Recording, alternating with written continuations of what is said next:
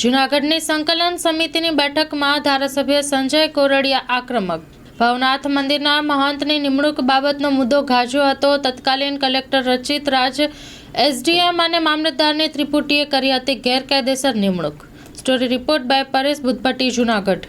ફરિયાદ સંકલનની બેઠક દર મહિનાના ત્રીજા શનિવારે યોજાતી હોય છે. પ્રજાના પ્રતિનિધિ જે લાંબા સમય લોકોના પ્રશ્નો પેન્ડિંગ હોય છે એમના સોલ્યુશન માટે કલેક્ટરશ્રીની અધ્યક્ષતામાં આ બેઠક યોજાતી હોય છે. એની અંદર અલગ અલગ પ્રશ્નો હોય છે. ખાસ કરીને ગામતળની જમીન અને ગૌચરની જમીનો ઉપર જે દબાણો છે, જે દબાણો કરવામાં આવે છે, દબાણો દૂર થાય અને જમીન ખુલ્લી થાય. ગૌચર માટે છે, ગાયો માટે એમના ઘાસચારો થાય અને એ દબાણોને હિસાબે જે પણ આવારા તત્વો દ્વારા એ દબાણ કરવામાં આવ્યું છે એ દૂર કરવા માટેની એક આયોજનની અને એમના માટેની પણ રજૂઆત હતી ને એ સર્વે ચાલુ છે ને ટૂંક સમયની અંદર એમની ઉપર કાર્યવાહી કરવામાં આવશે. જનરલ ફરિયાદ સંકલનની અંદર વિષય છે કે ભવનાથ મંદિરના સંતની જે નિમણૂક કરી હતી એ નિમણૂક ગેરકાયદેસર વખતે જે તે વખતના કલેક્ટર રચિત રાજ દ્વારા કરવામાં આવી હતી. એમના વિશેની ફરિયાદ સંકલનની અંદર પ્રશ્ન નાખ્યો છે કે એમની સમય મર્યાદા પૂરી થાય એ પહેલાં 6 મહિનાએ એમને એ ઓર્ડર એમની પોતાની પ્રક્રિયાથી મામલતદાર, પ્રાંત અધિકારી અને કલેક્ટર આ ત્રણની ત્રિપુટીથી આ ગેરકાયદેસર ઓર્ડર આપવામાં આવ્યો હતો. અને ઓર્ડર આપ્યા પછી એમની પદ્ધતિ પણ એ નિમણૂક પદ્ધતિ નથી. ખરેખર આ ભવનાથ ક્ષેત્રની અંદર એ તીર્થ ક્ષેત્રના વહીવટકર્તા તરીકે કલેક્ટર હોય છે ને કલેક્ટર આ નિમણૂક કરતા હોય છે.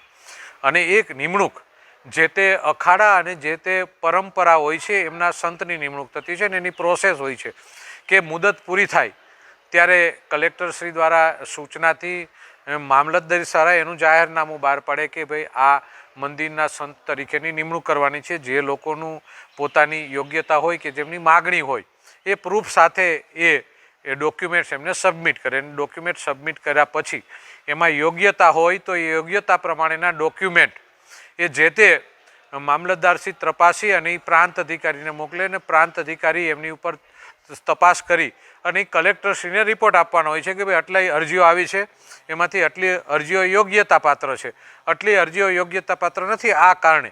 અને એમાંથી પછી કલેક્ટરને યોગ્ય લાગે એ વ્યક્તિની એમાં નિમણૂક કરતા હોય છે. આ પ્રક્રિયાને સાઈડમાં મૂકી અને કંઈક ભ્રષ્ટાચાર કરી અને એમને પોતાની રીતે આ નિર્ણય કર્યો છે.